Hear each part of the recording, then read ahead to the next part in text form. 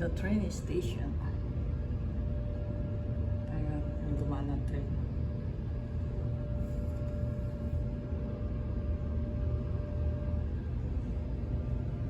Dito naman tayo sa kabilang camera. Ayun, nakikita niyo pa ba yung train doon? Ayun.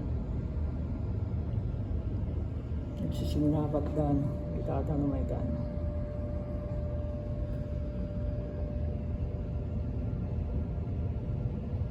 Ayun. One more train is approaching.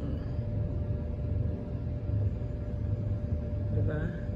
Papansin nyo, ang rail train ay sa taas, o kumbaga tinatawag namin natin sa Pilipinas is overpass, pero train dito kasi ito lang ang lugar kung nilulukawain na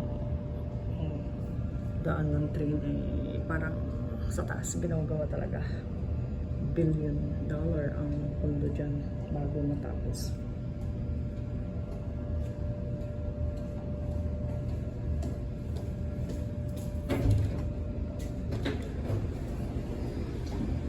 Ayan ang rail train station at nag-stop by. Ayun, palis na naman.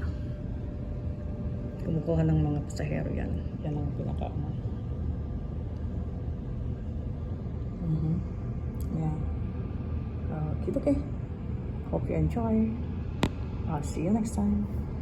Bye bye.